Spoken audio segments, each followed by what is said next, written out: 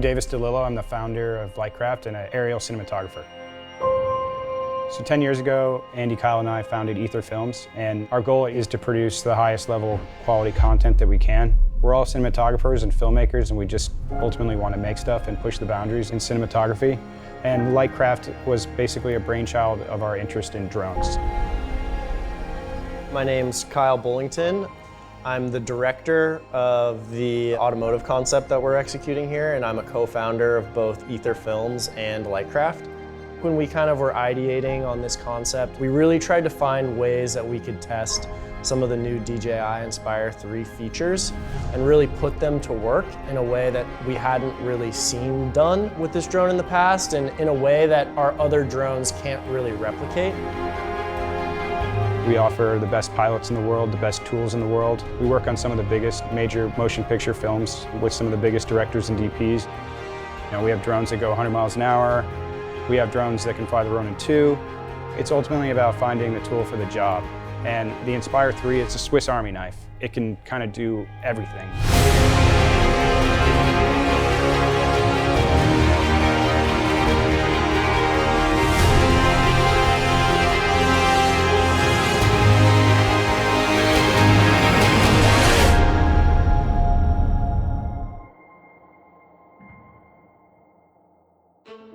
Today we're putting all the pieces in place for the shoot that we have going on.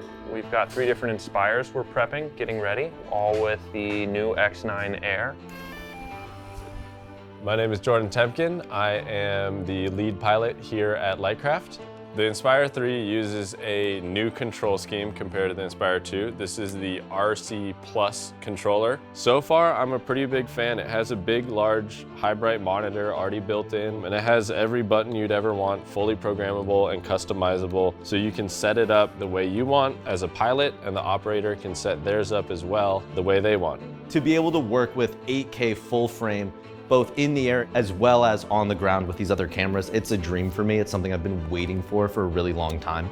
We have a DJI transmission on our A camera. The same system is integrated into the Inspire 3. So on the arm car, we're going to be driving around the dunes, and our video village is going to be able to watch the Ronin 2 as it glides through the sand, and that's important to making sure that we get the shot. The thing I'm most excited for is the RTK capability on the Inspire 3. With all drones, you have a little bit of play. You'll try and lock a GPS hold, and you'll be bouncing or drifting a little bit within a range. The Inspire 3 with the RTK system should eliminate that completely, and that thing is going to be rock solid in the air. It's been a dream for us for a while to be able to repeat a shot and do it in different locations. I think that the 3D dolly is really going to be the tool that can actually unlock this in a usable way, and is a strong thematic cut point for the whole piece. You've got a tool that works in a multitude of situations very, very effectively, and we have the ultimate 3 days to put this camera system through its paces. That's just exciting.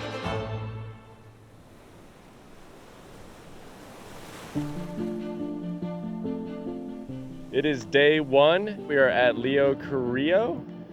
Right now we're doing arm car style shots. We can essentially do shots that you would only ever do with an arm car, but it's just cool that we're doing it with the drone. You know, it's one tool that's filling many roles.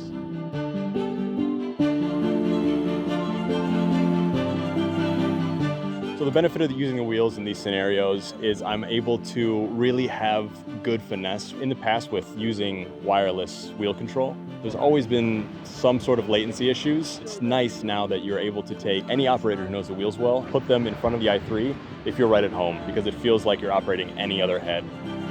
3, 2, 1, action, action.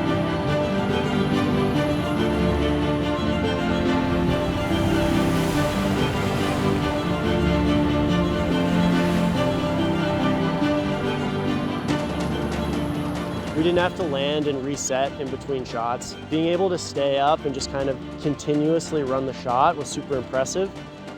Operating off of the new controller is so much easier than in the past. I hated having the big tablet off the top, but I absolutely love having this beautiful screen integrated straight into the radio. It's got this nice kickstand and a good harness system. It's made it so much more comfortable to fly. Right now, I mean, if you look in here, we have the X9 broken out from the Ronin 4D, and we're just picking our lensing to go through and do this visual effect shot. We'll basically transport from our location in the Sierras to the beach. We had our drone basically in the truck bed, about less than a foot or a foot away from the back glass. I really wouldn't feel comfortable flying a heavy lift or even the Inspire 2 that close.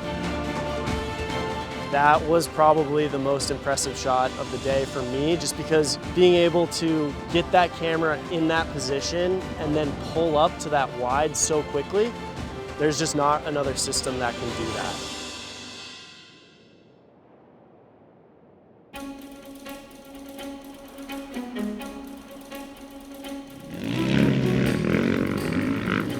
Today we're at Dumont Dunes. It's hot. I think it's 112 degrees right now. We'll be setting up a campsite kind of right behind me where we're gonna be planning a repeatable route. We did rehearsal flights to kind of figure out the line that we wanted to take, and I was recording every single flight that we did. So once we got one that we liked, I just clicked go, and I had full control to move forward and backwards on an invisible rail, in essence. We were going a couple inches over the door of the Rivian, and it hit that mark every single time. We start on a shot of a motorcyclist who's coming back into camp. We slowly back up. The frame kind of opens up into camp. We have a bunch of foreground elements whipping by. We come back to the car and then kind of swoop down past our rider and the tents and ultimately end on fireworks. I mean, we nailed a pretty amazing oneer in about an hour. Perfect. Nicely done. We shot sunrise at about 6 a.m. this morning. Got a lot of bright light contrasting with a lot of harsh shadows, and the camera and the dynamic range of the X9 really shined. Yeah, very impressed with it. We also just shot high speed. We were able to expose properly while shooting 60 frames, looking into shadows and the sun, and we had a full histogram. All of the information, all of the data is there. And I'm blown away with the range right now. We are in dunes where there are a lot of peaks that are changing in elevation, and we were able to push this drone over a mile and never had 1 pixel of breakup. So that was extremely impressive to see, and not something I've seen out of a drone carrying a camera of this quality.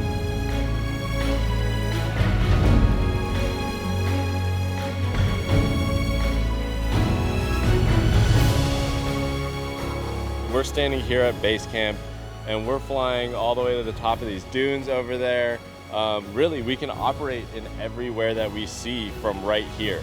And just having the freedom to not worry about our control link or our video link, it's really incredible, and it really just changes how we use the drones.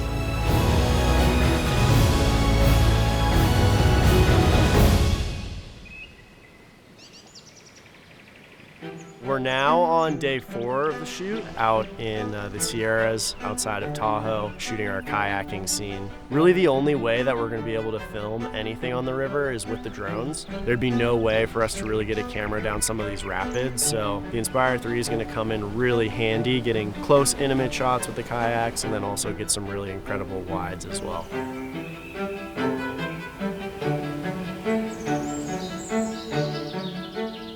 So we're at about 6,000 feet right now, and obviously high and hot situation is difficult for aircrafts. And in the past, we would be running up in temperature overheating, very short flight times, low performance as far as maneuverability. And with the Inspire 3, I mean, we're at what it considers the max of the prop tip, and we don't see any fall off in the operation of the drone.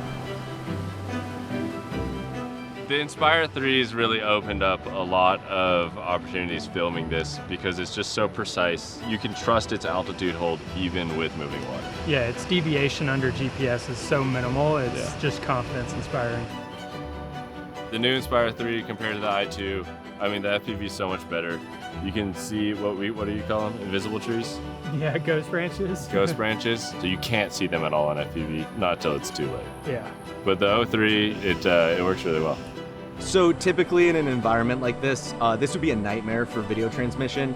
A lot of trees, hills, I mean everything, right? Our base camp's gonna be really far from where we're actually shooting. And not only that, but it's below us. So I think this could be maybe the most impressive thing that we've done the whole time.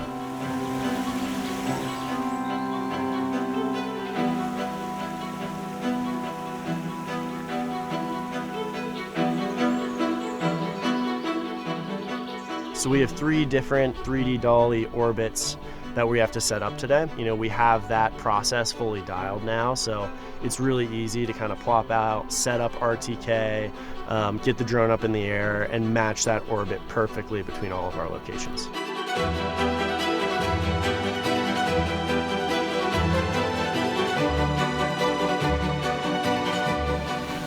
Nailed it. I think the Inspire 3 is the only tool that can really capture this interactive 3D dolly that we've set up across multiple locations, because its position hold and the programming of the moves is just so seamless. That's just been really impressive.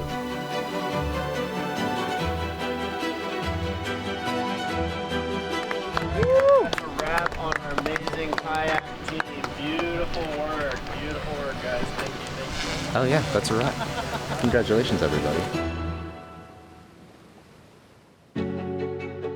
We are now back at the Aether post offices. Over the last day or so, I've been reviewing selects from the shoot and just been super impressed by the quality of the image that's coming out of the Inspire 3. When it came to designing the shot list, it was super ambitious with what we wanted to achieve with the drone, and I didn't feel like at the end of the day we had to compromise anything. It's rare that you feel like you're going into the edit bay with bonus footage, but it really does feel like that, and after reviewing the selects, I couldn't be more confident with our edits.